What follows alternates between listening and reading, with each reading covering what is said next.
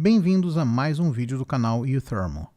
Desta vez nós vamos mostrar como usar o pacote XSOS em cálculos de equilíbrio sólido-líquido, abordando especificamente o cálculo da solubilidade do ácido palmítico em etanol usando o modelo para energia livre de Gibbs em excesso NRTL, que significa Non-Random to Liquid Model.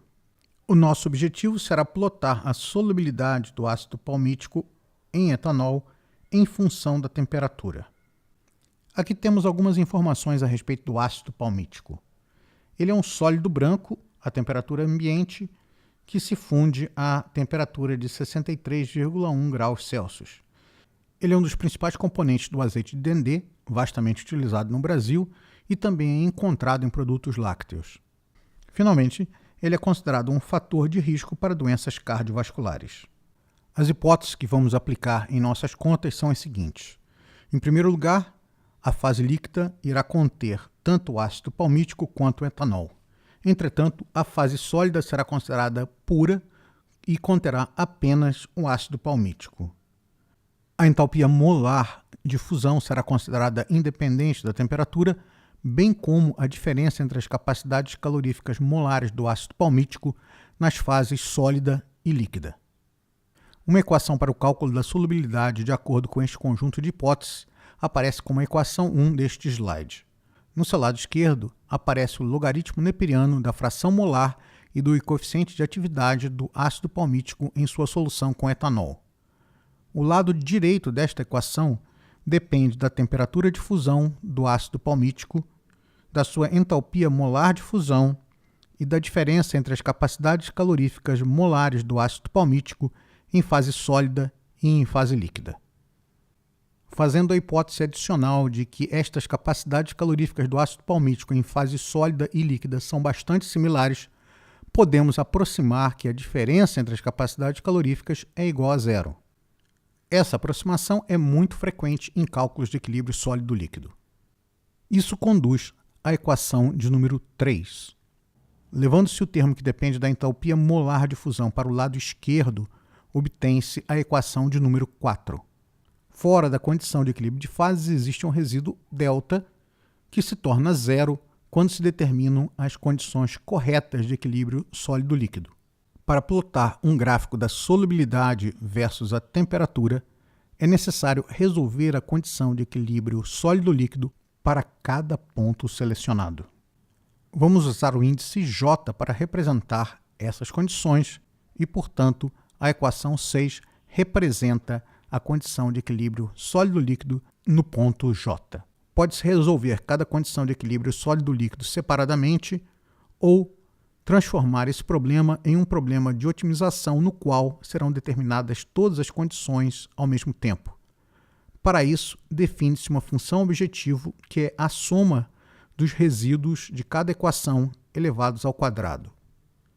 Se, ao final da otimização, o valor da função objetivo for igual a zero, é porque cada resíduo individualmente foi igual a zero, e desta forma, todas as equações de equilíbrio de fases foram resolvidas. Vamos usar agora o ambiente do XSOS em Excel para formular e resolver esse problema. Aí está a nossa planilha, com a referência para os dados experimentais originais e o crédito a colaboradores que contribuíram para a elaboração do exemplo. A fórmula para o cálculo da solubilidade e sua forma simplificada, que será a de que de fato empregaremos.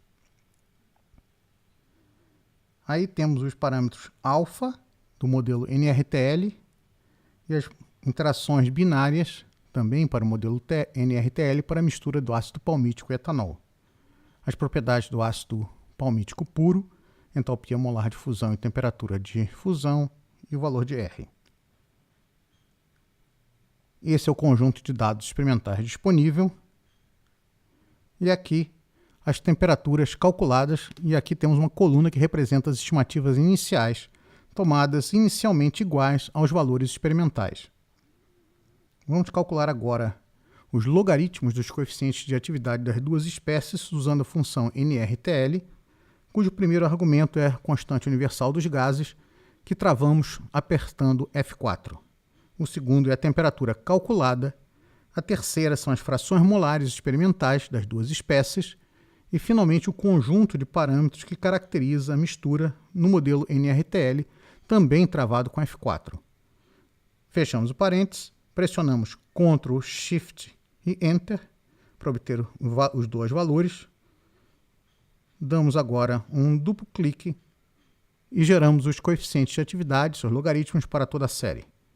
Calculamos agora a equação de solubilidade em sua forma simplificada, que envolve o logaritmo da fração molar do ácido palmítico, mais o logaritmo do seu coeficiente de atividade, e subtraímos o valor da entalpia molar de difusão, travada com F4,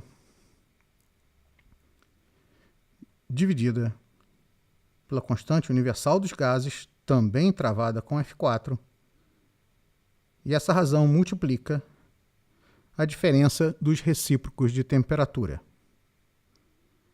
usando sempre a temperatura calculada.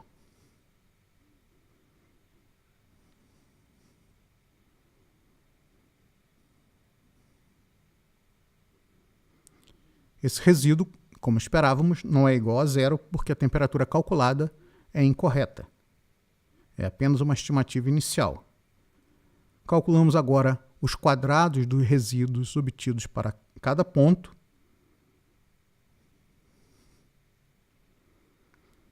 e adicionamos todos eles para gerar a função objetivo do nosso problema de minimização.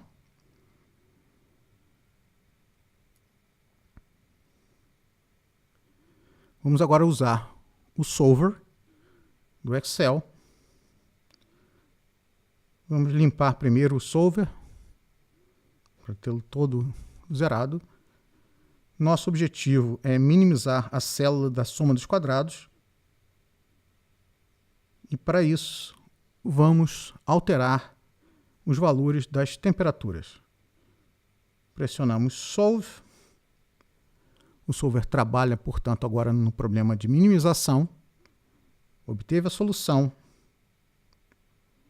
E o que observamos é que os valores calculados e experimentais agora não são mais idênticos, mas os valores calculados satisfazem a equação de solubilidade do ácido palmítico em cada ponto. O gráfico que pretendíamos obter está aqui e mostra como varia a solubilidade do ácido palmítico, sua fração molar, em função da temperatura da solução. Muito obrigado por assistir a esse vídeo. Meu nome é Marcelo Castier e deixe-me aproveitar essa oportunidade para convidá-lo a assinar o canal e a visitar a nossa página no Facebook. Até a próxima!